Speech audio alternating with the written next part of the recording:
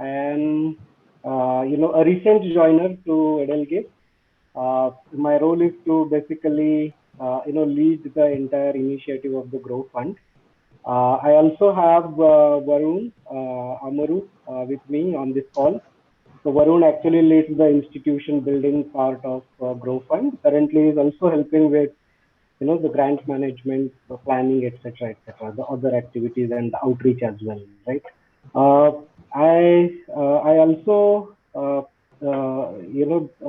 expected Riddhi to join. Riddhi, are you there? Okay, no worries. I think she's struggling to join. Uh, yeah, so I will just take you through quickly through EdelGive's general introduction, and then we go into Grow Fund initiative, right? So Varun, can you go to next slide? So EdelGive is around 12-year-old foundation. Although EdelGive is primarily known as a grant-making organization so far, which is helping to build and expand the philanthropy ecosystem in India. Now we are transforming ourselves into philanthropic, what we call as a philanthropic asset management platform, wherein the goal is to bring all the stakeholders, the multiple players in the philanthropic ecosystem together to strengthen the social sector in India, right? So there are three focus areas. There have been three focus areas, I must say, for EdelGive so far, which are women empowerment, obviously the gender equality, the women's issues. Second is the education, and third is the livelihood and the employment for the underprivileged. The way we actually work in these areas through various fund sources. So EdelGive being a part of the broader Edelweiss Capital group, you might have heard of Edelweiss Capital, as a big financial institution in India. So obviously, we get a lot of grants from the broader Edelweiss Capital group. So they are our own grants, you can call it. And then, of course, the Indian, we are associated with a lot of Indian philanthropists as well as the international foundations, right? So we actually have a source of funders across the globe, from all sorts of sources like corporates and individuals and the philanthropy organizations, right?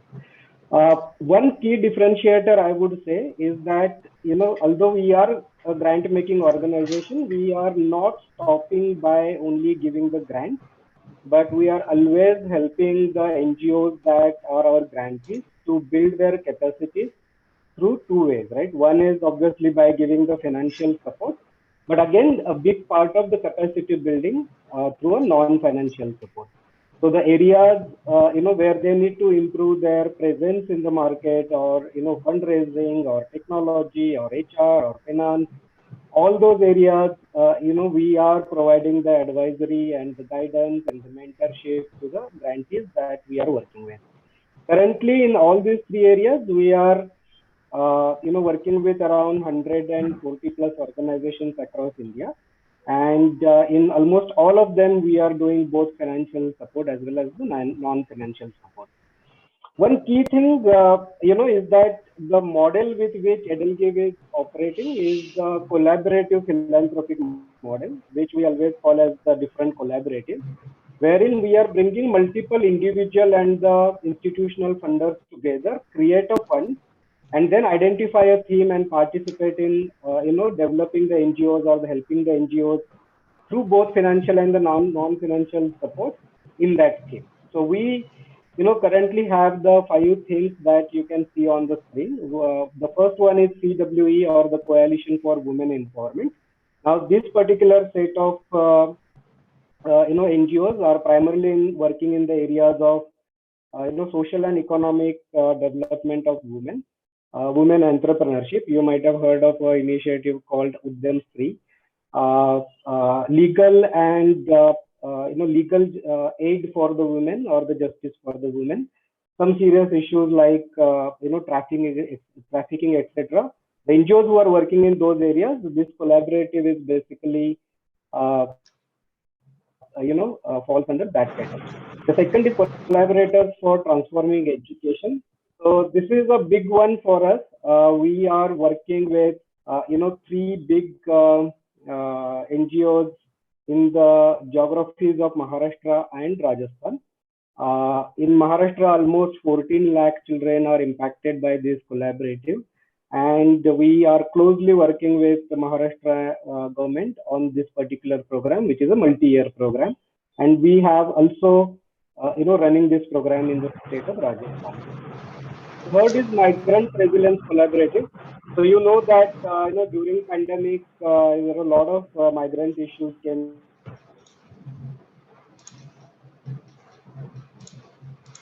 in terms of their employment, their sustainability. We reset them back into the mainstream of economy. This collaborative works towards that. So here we have partnered with the fourth one is Indian Climate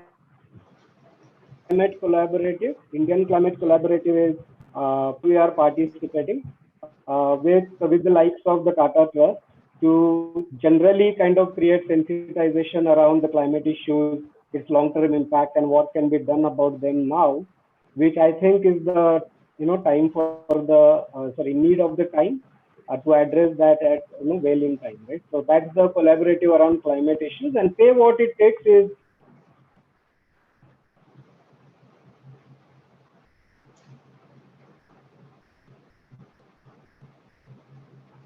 more around the research and advocacy practice that we work with. So this pandemic happened. There was a significant thought of the pandemic, assessing the impact that the pandemic has on the operations of the non-profit, and that was the the inception of the thought of the Grow Fund, right? So Grow Fund is coming from the perspective that the pandemic has impacted not only as individuals and the corporates, but it has a much more significant possibly impact on the non-profit.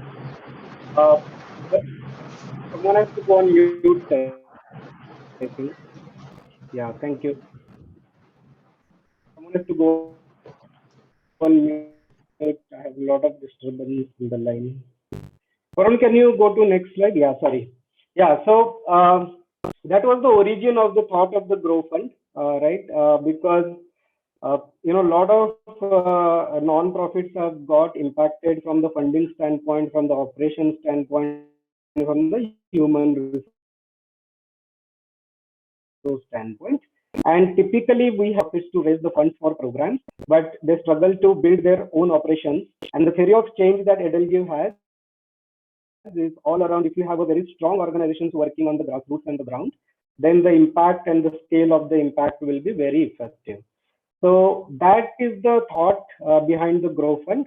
The objective of Grow Fund is to identify very high impact 100 grassroots organizations across India. So this is the pan India initiative, and then helping them with the grants to sustain their current operations, making them resilient and make them ready for the future, right? And we will talk more about that as we move forward.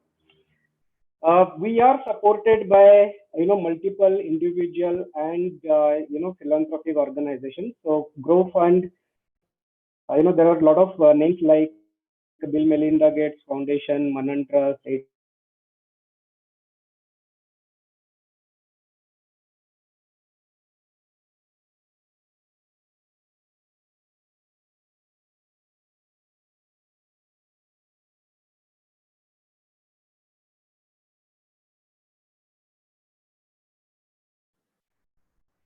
Can you hear Sajid? Yes, Sajid, we can't hear you. Varun, do you want to take over?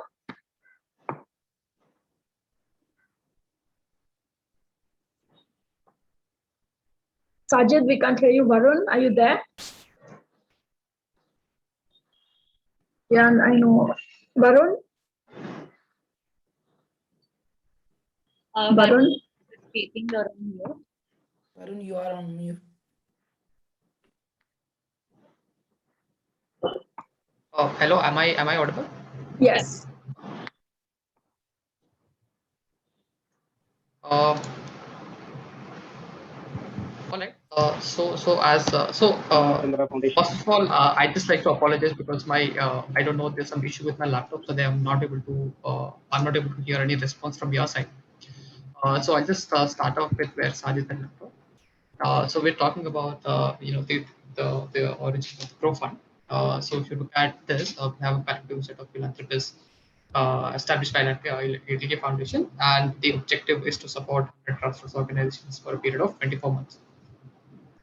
So grant amount that we're talking about here is that it's going to be 40 lakhs per year per organization, and this will be for all 100 organizations. So if for 2 years, it's going to be 80 lakhs of grant. And looking at the broad objectives, the intention is so that the organizations can operate optimally, they can be sustainable in the long term, and they can reach the last one, they can create impact. So what we want to do is with 100 selected organizations, we want to this 100 selected organizations with proven impact. We want to ensure that they're sustained for a period of 24 months and beyond. So that is the overall thought process from which the Pro was envisaged. Moving on, the objectives of the fund.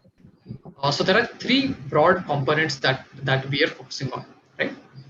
So this grant is predominantly a non-programmatic grant, meaning that so the money that we'll be giving as a grant will only go towards strengthening the internal systems and processes of the organization and cover the administration costs. So the grant is not for funding any particular program. So there are three broad components. One of them is sustaining operations through support that covers critical costs. So, for example, if you as an organization are in need to cover salaries for your critical resources, or if you want to cover your overhead costs, if you want to invest in your corpus, if you want to sort of build on your technology, if you want to bring in some new infrastructure for your organization, so all that will be covered as part of the program. Right? The second component is capacity building to recover from immediate challenges due to COVID. So, as you are all familiar, the pandemic has brought about so many challenges within the organization. There's a need for organizations to build their capacity so that they can sustain in the long term and also sort of survive and then thrive in such adversities.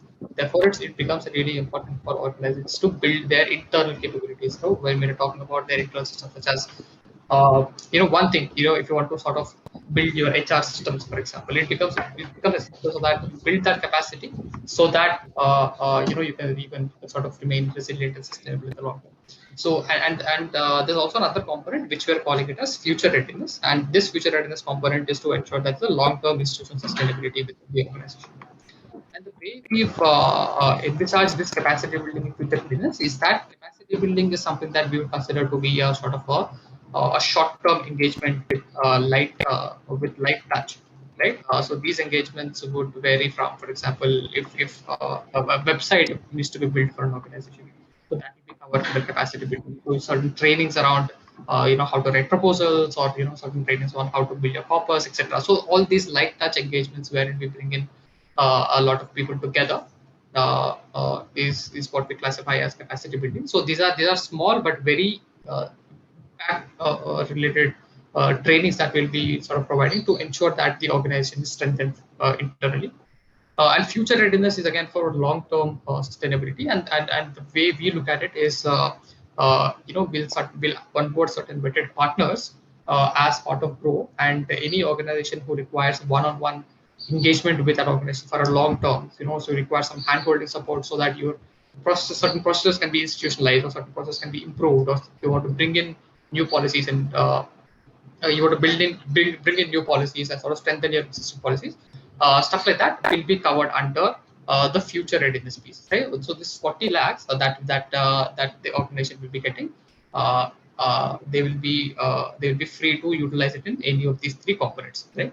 And they're also giving full flexibility for the organization to allocate how much ever they want within these three components. And I just want to reiterate the point that this grant is only a non-programmatic grant, meaning that the organization will not be able to utilize this grant for any for implementation of any programs that they're currently running. Uh, so, like I mentioned in the earlier slide, there will be a grant of 40 lakhs that will be given to each organization per year for the non-programmatic expenses. And what happens once we select the 100 organizations is that there will be a baseline assessment, a diagnostic tool that will be administered to all the 100 organizations, so that their capacity building needs emerge from there, right? So the organizations who will be on board will have a clear understanding of what are the strengths, what are the areas that require some sort of 8% improvement. So the organizations can then utilize this information that they get through this diagnostic tool, and they'll be able to use that to sort of prioritize their capacity building needs and understand where it is that they want to take their organizations to. Right? And we're also establishing a central capacity building desk, apart from something that organization may want to take up with their own grant. A central capacity building desk will also be present for organizations to avail certain predefined engagements. For example, right now we are in the process of figuring what are the things that need to be added into the central capacity building first. But there will be on a central level something that is open to all 100 organizations to avail these services for free of cost, additional to the grant that you're receiving. So that is how we've envisaged it. And this will also be augmented by the organization development support. Like I mentioned, we're looking to onboard certain well-known and well-reputed consultants in the sector, well-known organizations within the sector to help these 100 organizations in organization development piece, wherein we envisage them to work on one-on-one basis to for a longer period of time to ensure that they remain sustainable in the long term. And after this 24 period gets over, there'll also be an inline assessment that will be conducted to all the 100 organizations to assess the impact that this grow fund had, and that will also be an indicator for the organizations to understand the importance of capacity building in future readiness, and will also be a model that can be replicated in the future for the sector at large. So that is the overall objective of the fund. And like I mentioned, I'm not in a position to hear you all right now because of my internet issue. But in case you have any questions, please feel free to drop them in the comment. Then moving on, the Grow framework, like Sajid touched upon in the earlier slide, this is a multi-stakeholder initiative, right? Meaning that there are a lot of people who are coming together to make Grow happen. So, for example, on the top we have the funders, and these funders are both the domestic funders and international funders, and we have them coming in the form of we have large foundations coming in, we have CSR funds, and we also have high net worth individuals who are contributing to the fund. Right? And this fund will then be managed by EdelGive Foundation, and we will be making disbursements to 100 organizations once the selection is done. And once that disbursement is done, the organization is free to sort of utilize that grant in any of the three broad buckets that we talked about earlier: capacity building, core cost, and future readiness. And I just want to touch upon what are the broad parameters of selection that we are currently looking at, right? So one is that overall financial strength and fundraising capacity of organization is something that we definitely look at. This is just for us to understand what is the overall intake of the organization has been like, what has been the internal fundraising capacity. This is for us to assess. This is for us to assess their long-term sustainability, and as well as whether to assess whether the organization will be able to absorb the 80 lakhs of grant that we're giving. The second one, and it's very important, is compliance with the law. Since we're going to be working with 100 organizations, it becomes very important that this entire grant remains compliant to the point. Therefore, all the organizations that are fully compliant with the law of the land will be so that their compliance parties also becomes one of the parameters of selection. Then we also look at what is the work that the organization is currently doing, right? What is their reach? What is their impact? What is the coverage, etc. Right? We're not specifically focused on the volume of it per se, but we want to sort of understand what is the what is the depth, so to speak, right? So what is it that the organization is, what are the issues that the organization is currently tackling in, what are the sort of impact that they've had, what are the kind of communities that they work with, etc. Then we'll also look at what are the critical gaps in their funding, right? Because the purpose of the grant is to ensure that organizations doing good work are sustained for a period of 24 months. So it's important for us to understand what are the critical gaps that they're facing in funding as well. Then we'll also look at what are the critical capacity building needs that the organization has, right? And so if an organization has has a critical capacity building in a particular area, and that is sort of hindering their progress, hindering the progress of an otherwise excellent organization. We want to take that into consideration so that we can provide us. Then we'll also look at what has been the impact of COVID. What has been the impact of COVID on their programs. So these are the 6 broad parameters that we'll be using to make the selection. Moving on, of who can apply for GROW. Like mentioned in the earlier slides, GROW is a non-programmatic grant, meaning that organizations working in any sector in India can apply for the grant. Right? So this is a completely sector agnostic one. It doesn't matter which thematic area or sector that you're currently working in. You will be eligible to apply for GROW, provided that you meet the following criteria. And this criteria we've designed keeping in mind the compliance and also the absorption capacity of organization. Right? Like I mentioned in the previous slide, compliance is something that we are very closely looking at, because a grant of this size requires compliance to be to the point. So one is that the organization should be registered either as a society or a trust or a Section 8 company. So again, all these are mandatory criteria. Then organization should hold a valid PAN, a 12A and ATG registration. Then the organization should be able to provide financial auditor statements for financial years FY18, FY19, and FY20. So they should be they should provide auditor financial statements for all the 3 years. Then organizations receipts from donations and grants should be at least 1.5 crores in any of the 3 financial years, FY18, FY19, FY20. Right? If in any of these 3 years, if you've either touched 1.5 crores or above from your receipts of donations, or you will be able to apply for the grant. And also keeping in mind that we want to sort of provide this grant for the grassroots organizations, we also have an upper limit of 10 crores. Therefore, organizations with an average budget of average receipts of donations, of more than 10 crores in these financial years, FY 18, 19, and 20, will not be able to apply for the grant. And as you can see, FY21 is not currently included in this list, because we've taken into cognizance the impact COVID had and the fluctuations that it brought in terms of funding. Therefore, we are not considering the COVID year. We are only considering the FY18, FY19, and FY20. Then organizations available corpus, it should be less than 25% of the average annual expenditure for the financial years. So if organizations have less corpus, less than 25% of corpus, then they will be eligible. Then again, keeping in mind the compliance, functionaries and governing body members should not have been involved in any fraud or other non-conforming behavior with the law. The organization should not have any religious or political affiliation. The organization should not be blacklisted by any central or state government departments, or by any funder or funding or grant making organization. The organization should be working in one or more activities specified in the Schedule 7 of the Companies Act 2013. So these are the these are eligibility criteria, and the organization should meet all these in order to apply. Like again stated above, just to reiterate, it's a sector agnostic fund, and therefore we are open to organizations from all thematic areas, including areas such as people working with disabilities or LGBTQIA+, sanitation, research and development, all that. So irrespective of the sector, you will be eligible to apply, provided you meet this criteria. And in terms of the application process, as you already must be aware by now, it's an open application process, and we've launched the applications on 24th of August last month. So we have a website in place for GROW, and I will put the link of that website soon in the chat. So you can head there, and you will be able to apply. So the first step of that is self-declaration.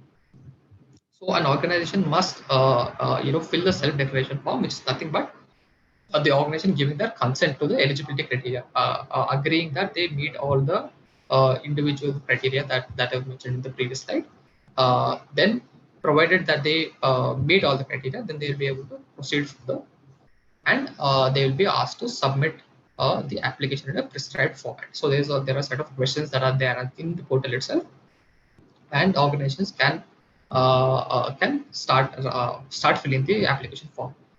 If required, we'll also be providing you with an offline form so that you can work on it offline and then input all your answers in the portal. However, the final submission of your applications should come from the portal itself. So once the submission is done, Then there will be a review and scoring of applications. We have a standardized scorecard that is in place, and all and any organization who's applying for this grant will go through the same scoring criteria and same scorecard for their scores. And basis that there will be a shortlisting done. And then to eliminate any bias, we are also bringing in external jury people who are external to EdelGive Foundation. These are sector experts, experts on capacity building, experts on finance and compliance. So all these people will be brought in to give their unbiased view to ensure that further shortlisting is done. And basis the score that is given by the jury, and basis the score that is that is given as part of the scoring criteria, there will be a final review that is done to ensure 100 organizations are selected, and that's how we will get a list of 100. And like I mentioned earlier, the selected 100 organizations will undergo a baseline assessment, and that will be facilitated by our partner to define the areas of strengths and improvements, and this will also be done free of cost. So one thing I'd like to mention here is that there's also a help desk in place, and you can find the data of the help desk in the website itself. And if you have any queries, you can directly give a missed call or send an email to the help desk, and they'll respond to you within 24 hours. Uh, and you can also ask them for an offline form so that you can work on it internally and finally do the submission online. The one thing again I want to reiterate is that the final submission has to be done from the portal itself. The offline applications will not be accepted. So I'll take a pause here, and I'll actually invite a few questions of you. Thanks, Varun. Thank you so much, Sajid and Varun, for this very informative presentation. I'd encourage the audience to, please put your questions in the chat, and we'll ask them to both Varun and Sajid one by one. Sajid, if you could answer the question by Krishna in terms of, could you just provide a little bit more information in terms of the future readiness aspect of this grant? What is that question? The response to that available corpus is all the cash reserves, Krishna, that your non-profit has at this point in time. So should I take the questions in the chat directly? Varun, I don't know how to coordinate. I'm taking some of them, Varun, so you can, wait. I don't know if you can hear me.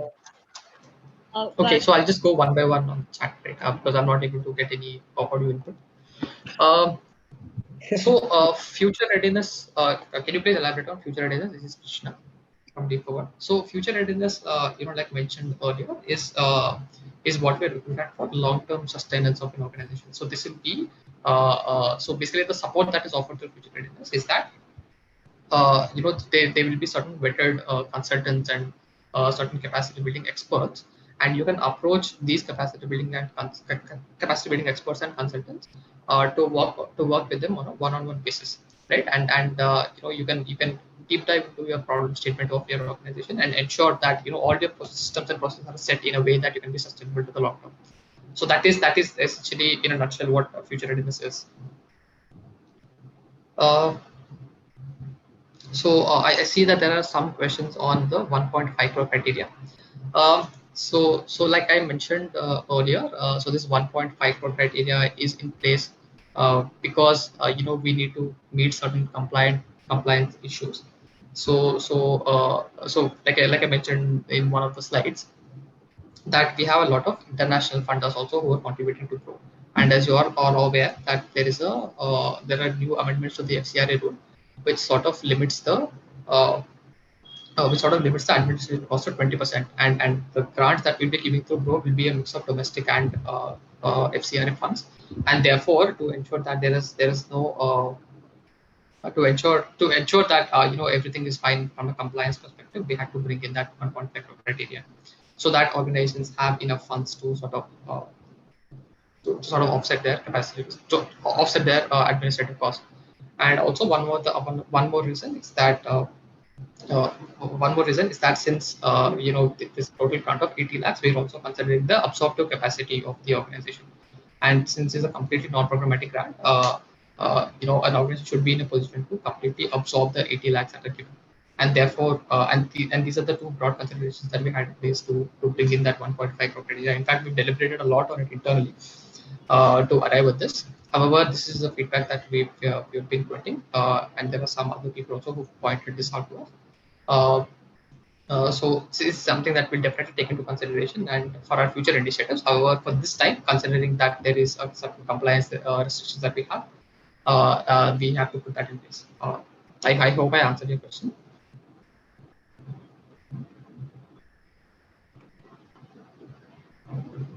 Available corpus, yes, it includes the reserve and surplus.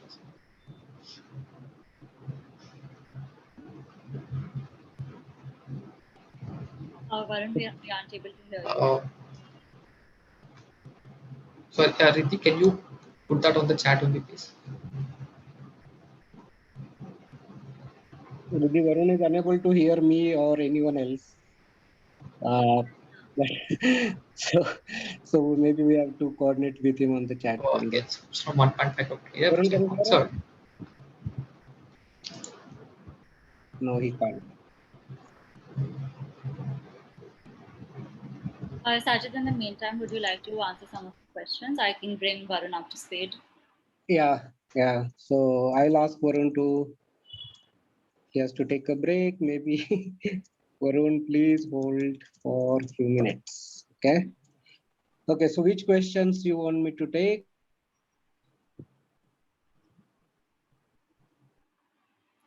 So let's start with Ayushi's question. What time would the timeline be for selection, and by when would you know if they have Hear me? advanced to the Sajid? Riddhi, can you hear me? Sorry. We can hear you. Could you take Ayushi's question? By when would the organizations know if they've advanced to the next round?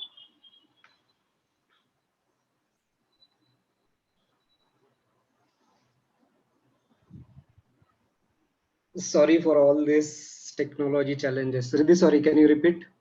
Sure, no worries. So Sajid, could we take Ayushi's question? What are the timelines for selection? By when would they know if they've advanced to the next round? Yes. So the overall timeline, Ayushi, would be from end of this month. We will.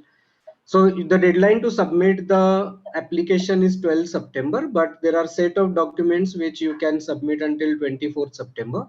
So all those details are there on the website. So basically, once we close the application process on 24th September, we are anticipating, or the plan is to close the process by mid of December, which is basically a 3-month process. We have 3 to 4 rounds, right? I mean, 3 evaluation rounds and the 1 final expert panel and the final review. So in between, at least couple of times, we'd let the applicants know where they stand in terms of the application process, right? But we will send continuous update throughout the 3 months to all applications, all applicants, for them to know how the things are going on. But ultimate deadline for declaring 100 selected NGOs is mid of December. Great. Thank you so much, Sajid. Yasin is curious to know if 2 or 3 organizations can collectively apply.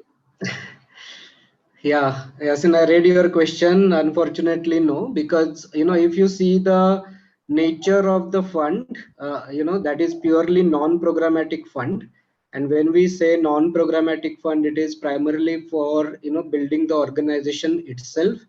So we are looking at organizations, were actually poised for growth. So they have been in existence at least for 3 years and done significant impact in those 3 years. So we have thought a lot about the criteria, and then because it is a non-programmatic fund, multiple organizations cannot really apply together. Thank you, Sajid. Yasin, I hope that answers your question. Ankita from Urja Trust would like to know if there's a cap on budget for each of the categories. Okay, Ankita from Urja Trust, right? Yeah, Ankita, if you are referring to the three categories that Varun explained, which are core, cost, capacity building, and future readiness, then within them we are not putting any cap, right? Because every organization's needs are different. Someone would need, more grant or more money for core cost versus someone else would need it for capacity building. So we want to give that complete flexibility to organizations to tell us, where they need money from. That is also not going to play a very critical role in the evaluation. So there is no cap or there is no ratio, which we are prescribing in terms of how the grant requirement should be divided. So you can choose to, ask for the grant in even one criteria, I mean, one category or two categories or all the three categories. So when you look at the application form, it will become evident to you. It is absolutely up to organizations to decide where they need this grant most, and then, give us that information accordingly.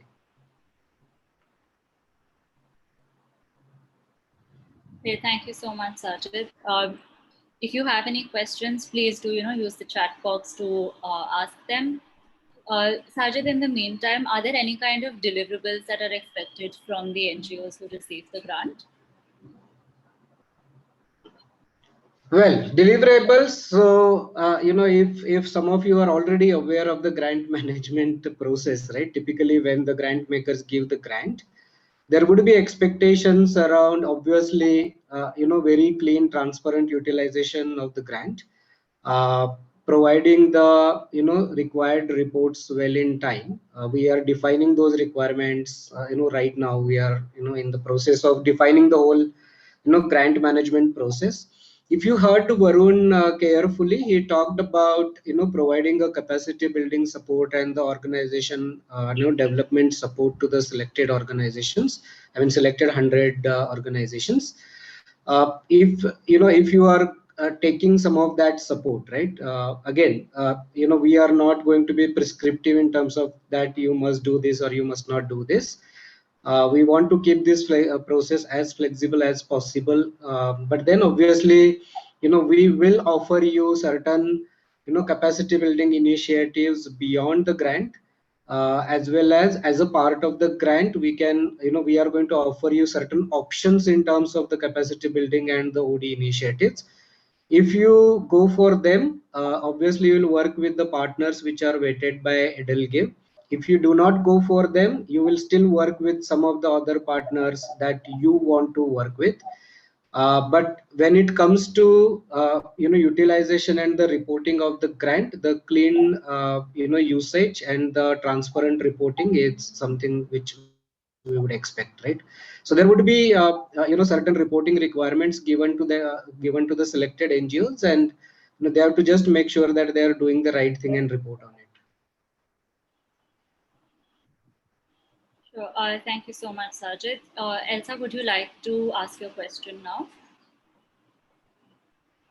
Hi, are you able to hear me?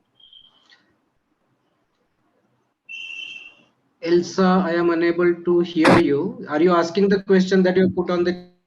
Yes, yes.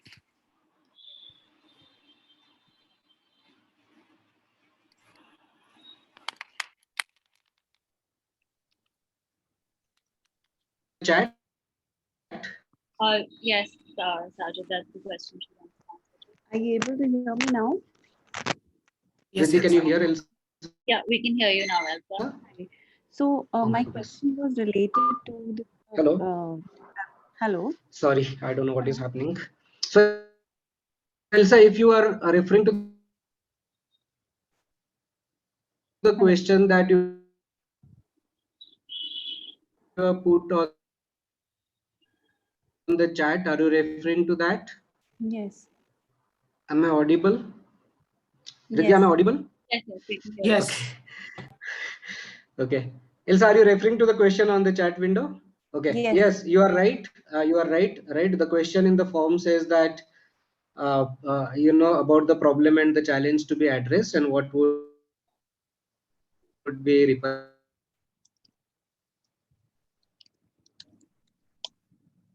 Not able to hear you, relationship. Sajid. Your voice keeps breaking in between. In the meantime, I'm just asking Varun if he can help answer this question. Since he can't hear us, I've reached out to him on chat to just give us a couple of That seconds to is not addressed. That is purely from the organization's perspective. You are not expected to write anything about your ability to run the programs, right? For example. Sajid, if you can repeat what you said, because we weren't able to catch any of it.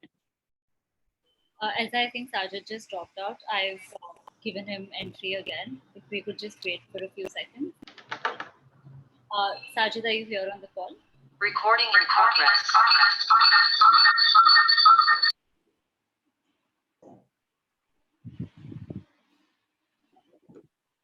Sajid, can you hear us now? Yeah, can you hear me? Yeah, we can hear you now. Sorry, initially we weren't able to hear anything you said. Could you please answer? Yeah, I will respond to Elsa's question again. So Elsa is asking that there is a specific question in application around the problem and challenges, and then what would happen if they are not addressed. So Elsa response to that is that yes, you need to specifically write about the organization's challenge and not the social challenge or the programmatic challenge that you are working on. For all the context that you have heard, right? So, but I would say that you can possibly write about, your ability to run the programs. Yes, that is organization challenge, but the program challenge itself is not, what you should be writing. Did I answer your question? Yeah, I got it. So Sajid, I had one more query regarding there's a question which says budget aligned with implementation plan. So does that mean we have to give the budgets for each of the three heads that you all are saying, like capacity building, future readiness? Are these the No. thing? No. Then no, I mean yes and no. So as I mentioned in the response to one of the earlier questions, that we are not asking organizations to give the requirements in all the three categories. It is up to organizations where they want grant. So if you have started filling the form, you can see that there is a section where you are actually selecting the areas where you need the grant for, and the budget question comes after that, right? So if you have selected only core cost and capacity building, then you are expected to fill the amount only for core cost and capacity building. If you are also included future readiness to that, then you should divide your budget to all the three areas. So the way you should be thinking about it is that, out of the three categories, what are my most pressing needs and where I need the grant most, and then, select those options. So may it be core cost, may it be capacity building, may it be future readiness, and any combination of those three things. Based on what you select, only those fields will open in application for the budget questions, and you can enter the budget. So you can say that out of 40 lakhs, I want to spend 20 on core cost and capacity building, or 10 or 30 on core cost and capacity. So it's entirely up to you. So do you expect like a detailed budget, like a... No, so whatever you see on the application is what we expect. So that doesn't really have any detailed breakup of the budget, right? Okay. But eventually, if your organization gets selected, then that conversation will be in more details. Okay, thank you.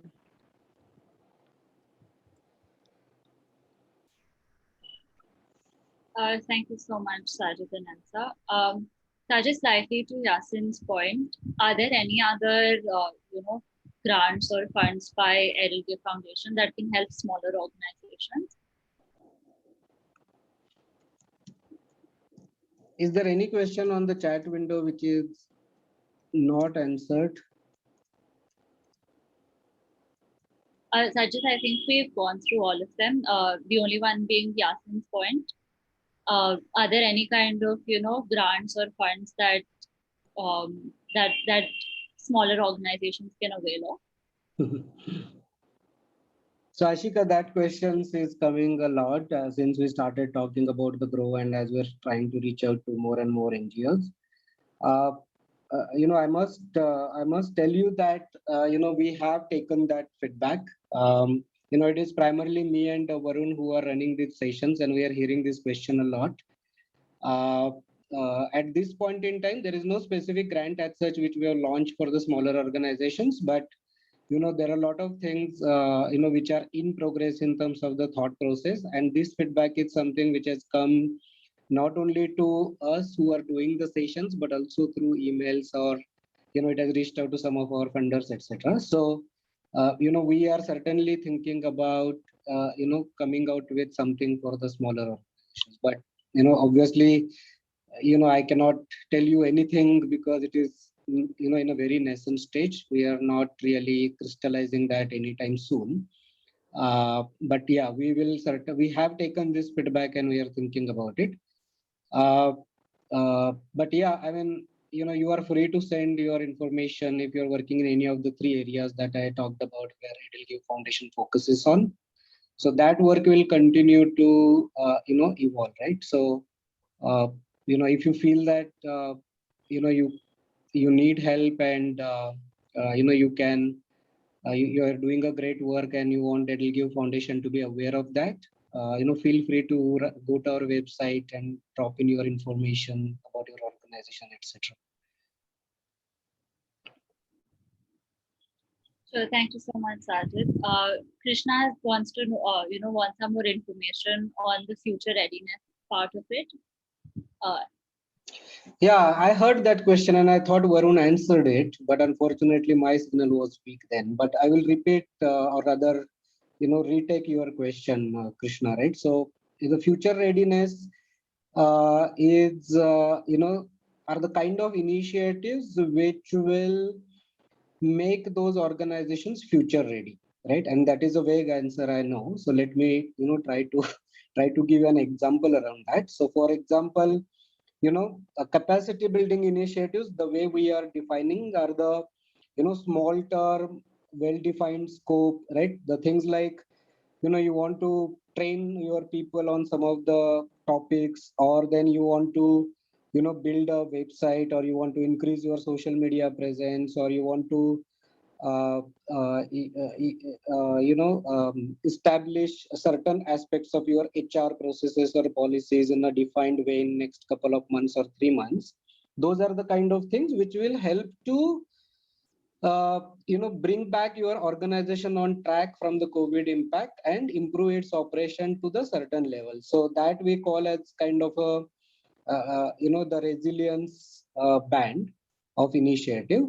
But when you talk about the future readiness, we are really looking at that, the organizations, what they need to do for next 4 to 5 years to sustain themselves for next 4 to 5 years, what kind of initiatives they want to take up now, right? So that may include a very long-term, 15 months or 18 months initiative to kind of radically improve your HR processes, radically, bring in new controls into your finance and compliance, and that may be supported by some of the capacity building things that you are doing.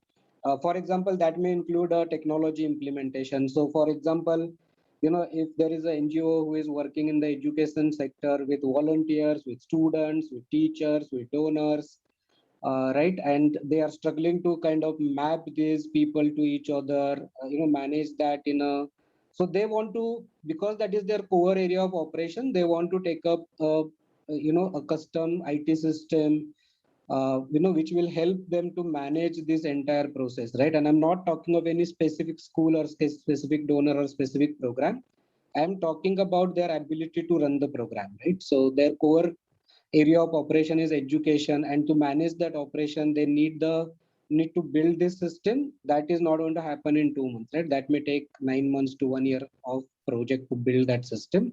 So those kind of, but then that will make their operations efficient and effective for next 3 years, 5 years, right? It will become scalable in terms of, like, today they are working with 5 schools. Tomorrow, if they work with 500 schools also, it will be okay for them to, that will be easy or efficient for them to manage it through the system that they are building today, right? So if certain organizations are thinking of those kind of initiatives, we are calling them as a future readiness initiatives. So any initiatives which are little longer, which will need one-on-one consultation, which will need a custom solution, and irrespective of which area, it might be technology, non-technology, doesn't matter. But those are the kind of initiatives we are calling as a future. I hope that answers your question.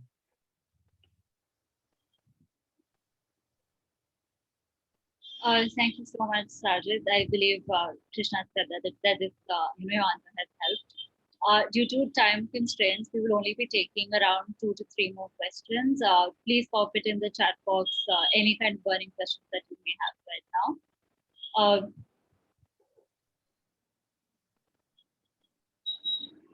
Sajid, I believe Ayushi has asked a question on chat. If you could please elaborate on the anticipated risks and challenges. Ayushi, anticipated risks and challenges is that, from your organization's perspective, what do you see as the risk and the challenges in near and the long-term future, right? And again, I will tie it back to your, thought process around the capacity building and the future readiness. Why we want to, why we are asking this question is, basically to understand what you see are what you see as a risk to your operations for next couple of years. See, for example, I think it is high time all of us learn from what happened during COVID, right? From the non-profit standpoint, a lot of us had to switch our operations and get into COVID relief effort. And now we probably want to go back to the original focus areas that we were working in. Second is, we want to, we significantly possibly got impacted, financially. So funding went down, individual donors certainly went down. I'm sure that maybe some grants and regular donations that you're getting went down. So having learned, having gone through that situation in last 1 year, what do you really want to see? I mean, what do you really see as a risk and the challenges for your organization in the near future, from the operation standpoint, from the future standpoint, right? So it might be, I don't know, anything about your organization or the area that you are working in, but just randomly, if I think that if someone, think about, if how your operations will get impacted because of changes in weather, if someone is working in environment or ecology kind of situation, if someone is working with the road safety, then think about that, that the number of accidents in cities may continue to go up, right? So what are the opportunities, what are the challenges, what are the risks, the financial risk, the operational risk, the environmental risk, the political risk, right? Some of you might be working in the areas where the political situation may become unstable, right? I'm sure that there are NGOs who are working in tribal areas, where the things may become more dangerous to work in, and it will impact the operations that they are doing there, right? So any challenges of any sort that you see, that's the question. So it might be geographical, political, economical, financial, process challenge, right? All sorts of those things.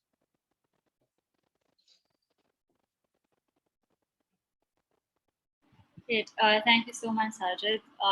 If there are any other questions, please do put it in the chat box. We have time for about another one. Right. And, while you can still ask one more question, I would request all of you to go and visit the website. All the information is there.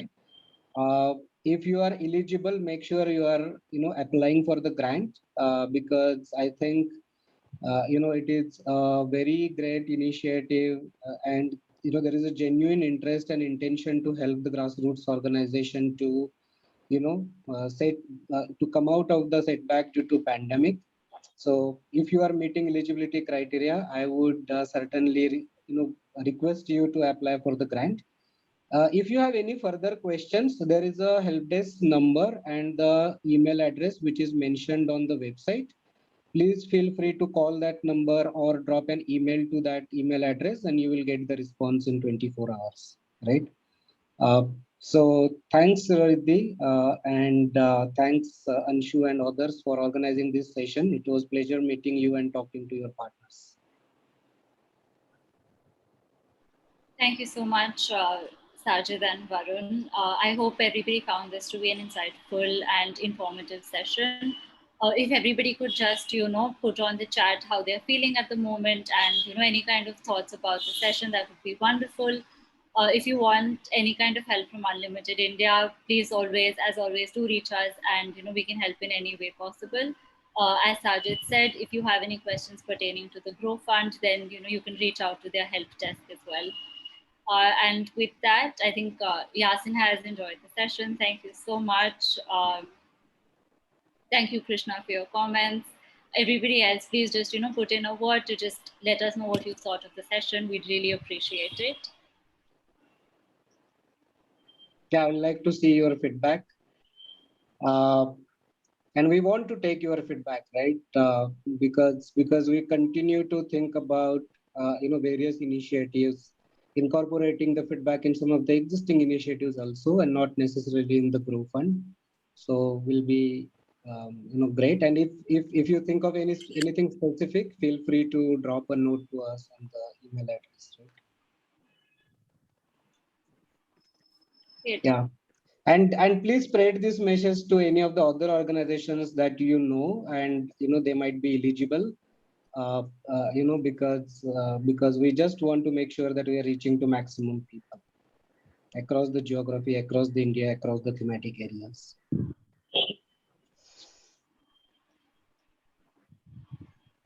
Okay, thank you so much. I really humbled by the positive response that we've received. Yeah, very encouraging. Thank you. Anshu, would you like to say something? No, just thank you. I'm just hoping all Unlimited India applications get through. So yeah, just a tiny word in Varun and Sajid. Yeah, so sure. yeah, look forward. And like Riddhi also said, I think if we need a further clarification and just start doing the applications, I'm sure we can send specific questions to Sajid and Varun for answers. So feel free. We'll create a chat box or maybe a Google Sheet. Riddhi, maybe you can just send out a Google Sheet. Any specific questions put there. Sajid, Varun, I hope you're okay. As people put their applications, they will have more questions. Then we'll be able to get your responses. Yeah, sure. Feel free to do that. And they can also call the number that is there on the website. That will be, if it is very urgent, right? So email may take, some time, but if there is something urgent that you need help with, feel free to call that number as well. So what we will do is, guys, first use the helpline number. What we'll do now right away, we'll create a Google Sheet and put it out onto our Google group, which you put your name, email ID, and the question you have. We'll share the same sheet with Varun and Sajid. Sajid, Varun, we'll request you to look at every 24 hours. And just if there are any specific questions which are not answered, which you can answer, would be great help. Yeah, we'll be able to do that. We'll be happy Awesome. to do that. Yeah. Awesome. Thank you so much. But guys, first port of call should be the helpline. Others will be a lot of work for Sajid and Varun. Okay. We already have a lot of work, so I can imagine, Sajid. Thank you so much. Yeah, thank you. It's a pleasure talking to all of you. Thank you. Thank you so much. Thank you. Bye-bye. Take care.